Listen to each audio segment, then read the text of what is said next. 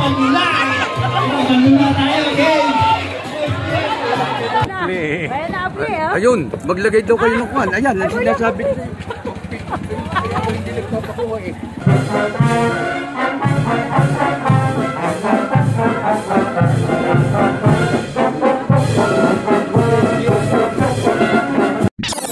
Magandang araw mga katas. For today's video ay papakita ko po sa inyo ang piyesta dito sa aming bayan ng Mendez, Cavite, na kung saan ay dito ko isinilang. So ito pong dating piyesta ay unti-unti nang nawawala at nawawala na rin ng saya. Pero ito po ay nagbalik at samahan niyo po akong panoorin ang kapistahan ng Mendez, Cavite dito po sa aming poblasyon.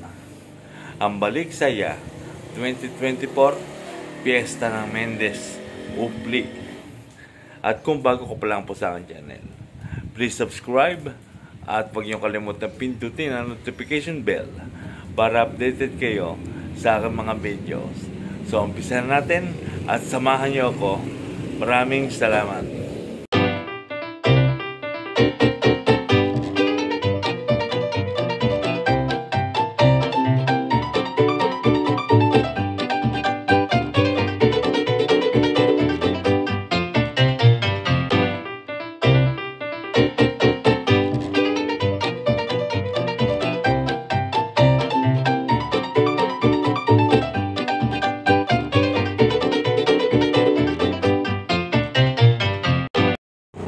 Ilang araw pa bago sumapit ng kapistahan dito sa aming bayan ay mapakapansin-pansin ang banderitas ng aming barangay. At talaga naman napakaganda at talaga namang inayos ng ating pamunuan ng ating barangay. At kami po ay nagpapasalamat sa pamunuan ng aming barangay. Talagang ginaya kanila na napakagandang banderitas itong aming barangay. Samahan niyo ko, ikutin natin ang hagting o banderitas ng Upli, Poblasyon 6.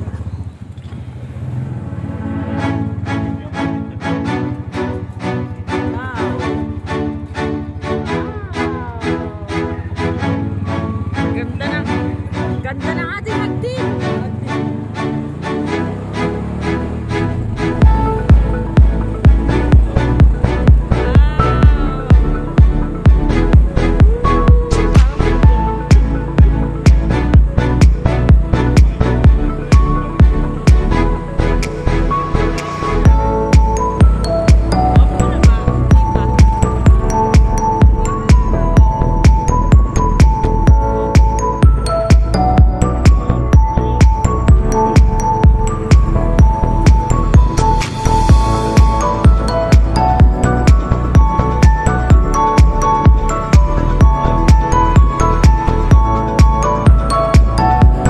Ayan, hanggang dyan po ang ating barangay. At yung po nakikita yung puti, ang banderitas, ay hindi na po sa aming barangay yan. At ito pa, ang isang kapanapanabik na aabangan sa piyesta ng Mendez, gumagawa sila ng higante. Sila pong dalawa ang gumagawa niyan. Siya po si Boy at Roland Santos. Sila po ay magkapatid. At ito po rin yung ginagawa sa aming poblasyon. Dalawa po yan. At ang isa pong higante ay ayun, babae at lalaki, si Mr. and Mrs. Upli.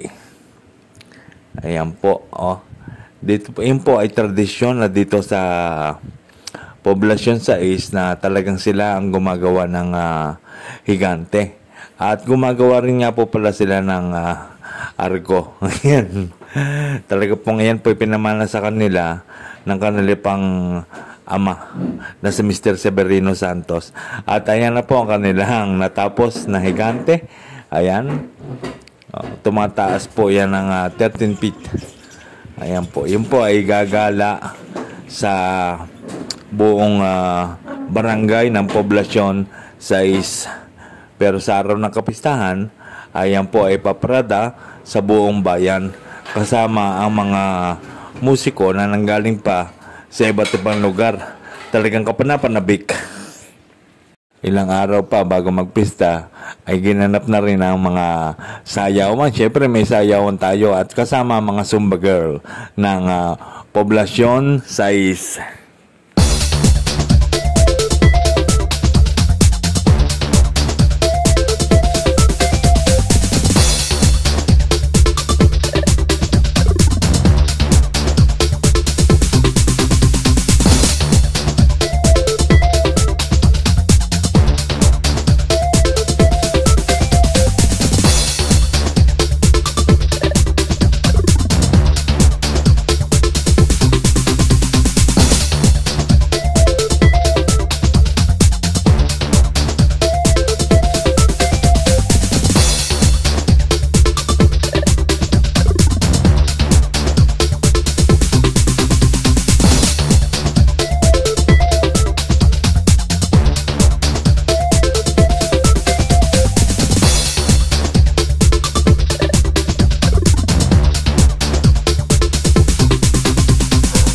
Siyempre, hindi naman tayo papayag ng walang ihahanda sa araw ng kapistahan. Kaya bumili din tayo ng ilang piraso ng tilapia. At ito po ay gagawin nating sweet and sour. Ayan. At hindi lang yan. Kami po ay pupunta rin sa palengke para mamili. At kukuha rin po tayo ng papaya para gawing atsara at gagawin din natin kilawin. Ang misis ko po mismo ang pipitas ng papaya sapagkat hindi po tayo makakataas dahil tayo po ay stroke patient at tayo po PWD. Madami pong bunga ang papaya dito po sa bakanting lote. Ayan. Ayan. Sabi na Nahulog po mga kaibigan ng aking pong asawa. Sapagkat yung tinatapakan niyang hollow blocks ay gato na. Ulit pa din. Kumili pa ang video. Kumuha lang kami ng mga ilang piraso ng bunga ng papaya sapagkat gagawin namin atsara at kilawin. Ayan. At sa pagpitas namin sa aming kinatatayuan ay hindi namin napansin na napakaraming langgam pala, napakaraming guyam kung dito sa Cavite. At talaga naman napakasakit mga kat yung langgam na pula. Ayan oh. Oh my God! Yung malaki-laki ama. Hindi naman doon. Dahil nakakit kami ng langgam ay di kami nagsiuwi na. At least may papaya na naman eh. Yes, nandito na po tayo sa palengke at bibili rin naman tayo ng ilang pirasong karne sapagkat tayo po ay maghahanda rin at hindi rin naman tayo papalis sapagkat tayo po ay may bisita rin. Dito po natin yung binibili kay Mr. Jonel at saka sa kanyang asawa. Napakasariwa po ng kanilang binibentang karne at hindi lang yan, napakabait po nila. Yan. Diyan po kami lagi bumibili ng karne at lagi po kami nakakatawad. Dahil bibili rin tayo ng mga panghanda sapagkat hindi naman totoo maraming ating bisita sapagkat yung kasama lang natin sa Team Ultra. Yan, shoutout po sa inyo mga Team Ultra at sa mga kabanda kong musikero dati nung ako nakakatugtog pa. Ayan, so naiuwi na po natin at inumpisahan na po natin ang paggagayat. Ayan, katulong po ng aking asawa, ang aking beanan. Ayan. So, umpisa na po natin ang paggagayat at pagluluto nito.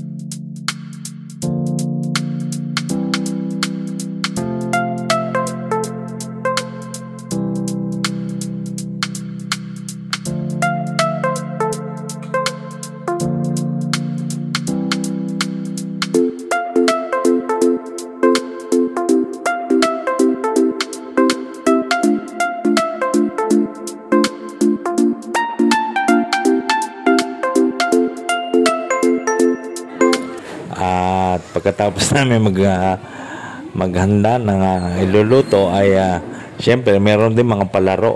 Ayan, meron pong hampas, palayok na para sa mga bata. Ayan. Yan po mga palarong nawala na ating lang binabalik. At kagaya nito, palo sebo. Para sa mga kalalakihan naman ito po yung mga tradisyong laro sa kapistahan ng baryo. So atin po ulit balikan ang ating ihanda at ang ating mga recipe dito sa bahay. Ayan. Makikita nyo po, ako po naghahalo ng sibuyas at bawang, pero hindi po ako talaga magluluto niyan. Ang misis ko po na si Pei ang magluluto niyan. Sa kanya pong recipe, lahat ang iluluto. The next day. At ayan na po, natapos na po magluluto. Meron po tayong menudo, apretadong manok, at beef ala Pei. At meron siyempre kanin, ang nakalabing papaya, meron din tayong palabok, at yung ating atsara na kinuha na kinahulog pa, at meron din naman tayong juice.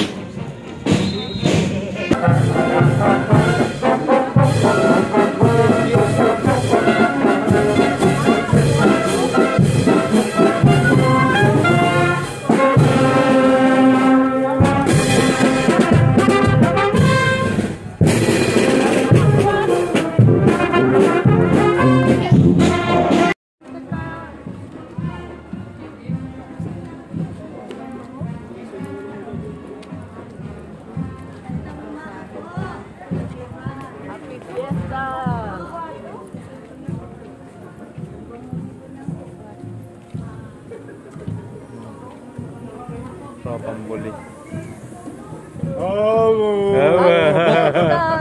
Champion ko. Siyempre.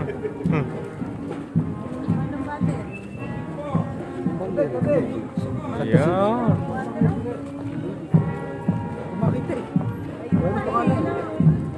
Ayan. Parang nagul. Tuhugin ka. Tuhugin ka naman kayo. Hindi ko mabasa eh.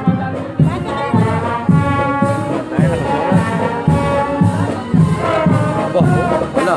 Ay, Santa Cecilia. Patali sa Turman. Oo. Ngayon lang. Maganda yun eh.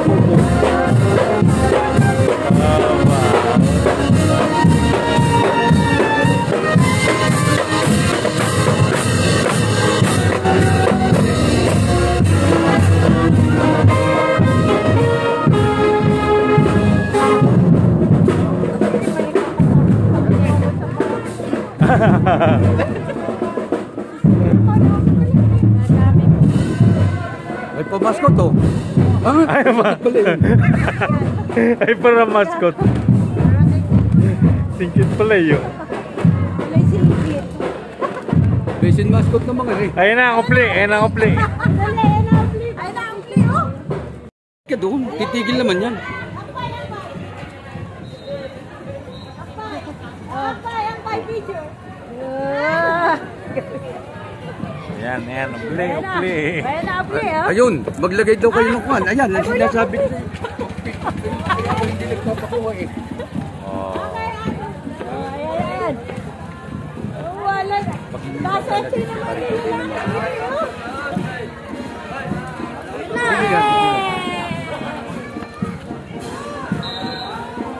Battery. Sayaw!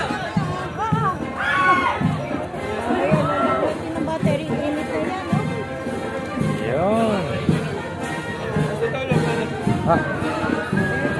Hindi ko alam kung movie na.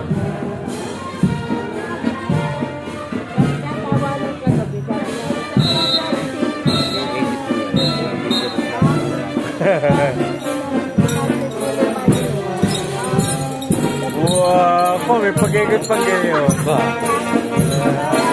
Baas ko ka siyempre dito eh. Wow!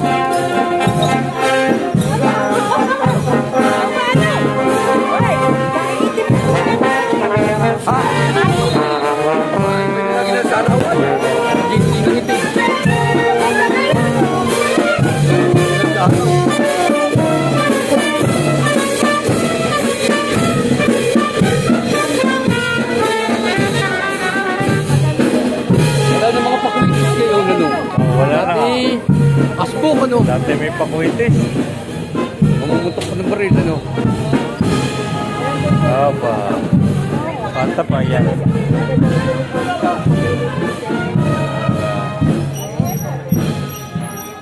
Ganda raw ang buwan na 7 eh.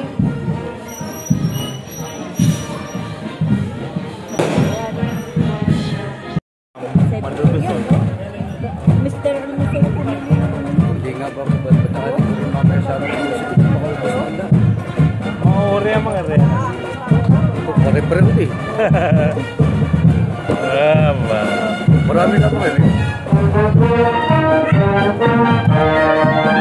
Anong bakit?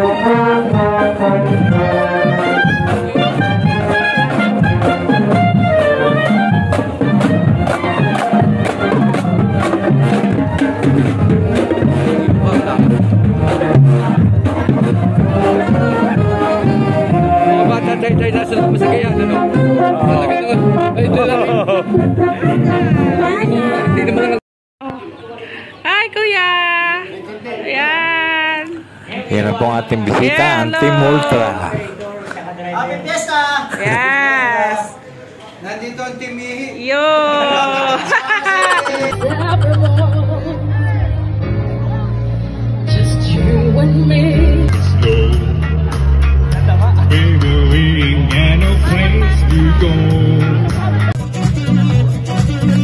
Okay, tutungo naman po tayo sa ating third runner-up.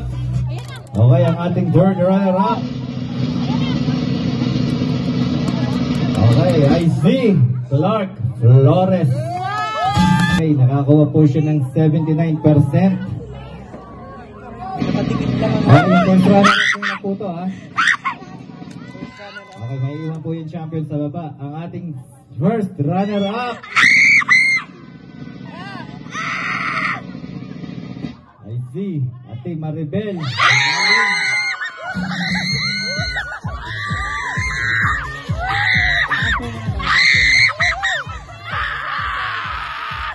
Po mga kagatas, yung po nakita niyo po ang nag-champion, ayun po ay aking anak na si April May Flores. At yung po lalaki na nag-third ay anak ko din, si Lark Steven Flores, sa nanalo sa singing contest dito sa aming poblasyon. So, ayun po, naipakita ko po sa inyo kapistahan dito po sa aming poblasyon, sa bayan ng Mendez. Maraming salamat sa panonood at kung bago ko pa lamang po ulit sa aking channel, please subscribe at huwag nyo kalimutan pindutin din ang notification bell para sa updated sa aking mga video. At doon naman sa mga nag-aabang sa atin ng mga exercise para sa stroke. So, susunod po yun na video. So, Maraming salamat po sa panonood and God bless and happy fiesta po sa mga taga Mendez at pagpalain po kayo ng may kapal sa kamampong lupalop ng mundo naroon and God bless.